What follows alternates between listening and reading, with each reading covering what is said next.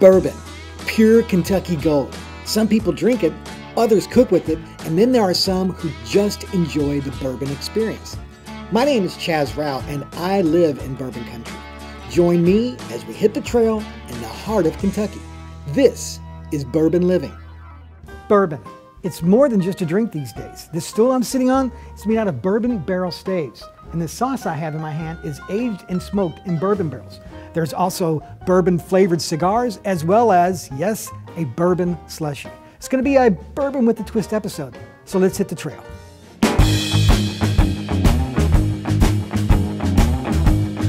I'm here at Bourbon Barrel Foods and I'm with the founder and president, Matt Jamie, and you do a very unique thing. You use bourbon barrels how? Well, we use the bourbon barrel after the bourbon has come out of it, so they're repurposed. We use it to age soy sauce in. So we operate the only soy sauce microbrewery in the US. We age a few other sauces in the barrels as well. We're 7 years in. I think eventually there will be someone that challenges me. I welcome that. They can share the burden of education that we have, which is our biggest hurdle.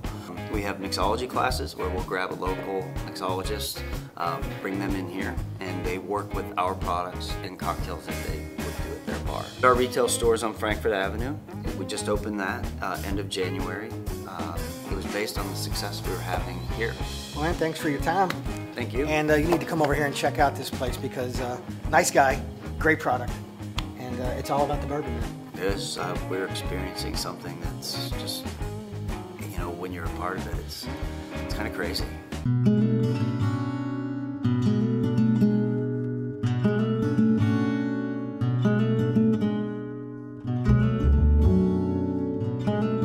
I started making bourbon furniture because somebody moved into a wood shop that I was next to that made soy sauce in bourbon barrels, Matt Jamie, and he was throwing away the barrels. And I asked him one day if I could have the material, and he said make me a stool and a table, and so I did. And unbeknownst to me, he entered it into a contest, Garden and Gun magazine, Made in the South Awards, and I won. So since then, I realized that's where I need to be, is somewhere near bourbon. There's so much to be made from a barrel that I'm really not done making stuff from them. I've got like 75 items right now that I make, and I've only been doing this for 3 years.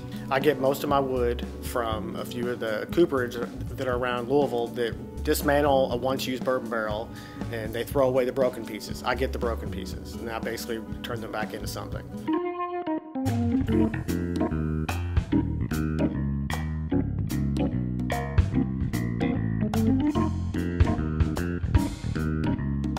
Ted Cigars is involved in the bourbon industry by virtue of our Maker's Mark cigar.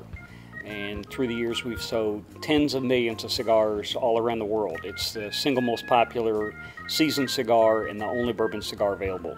They're sealed up for a period of time, and so the essence of Makers, the notes of Makers, aromatically season the cigar, and then they're put in glass tubes and sealed and dipped in the red wax, the same red wax, the same vat that they use at the distillery to dip the bottles.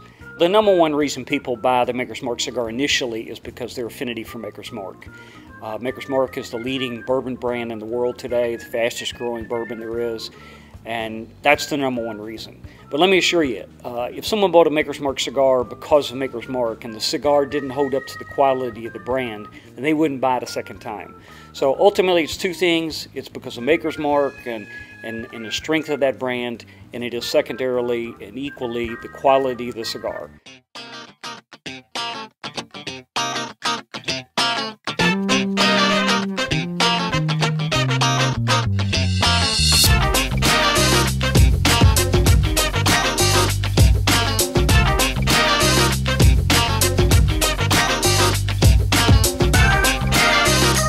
So, Jason, what are your thoughts on the bourbon industry? I mean, it's really booming in many facets, not just in bourbon, but you know, in this episode, you know, we've talked to people who make furniture and teriyaki sauce, soy sauce, and guy uses cigars, and you know, basically like making slushies. I mean, what have you seen and heard on your own journeys?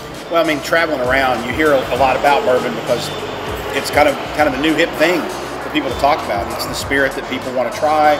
The tourism industry around here is doing a great job of sort of magnifying and amplifying the conversation about bourbon, both online and offline. So when people find out I'm from Kentucky, they inevitably ask me, tell me about the Bourbon Trail, tell me about the Urban Bourbon Trail, tell me which distilleries I should go to. So you're hearing a lot more people talk about it, and when they find out where I'm from, then the conversation just opens up and unloads, and it's an opportunity to, to bring people here. This is as close to real good Alabama barbecue as I've had in Louisville in a while. There's some pretty good barbecue joints around here, but I really like Feast a lot.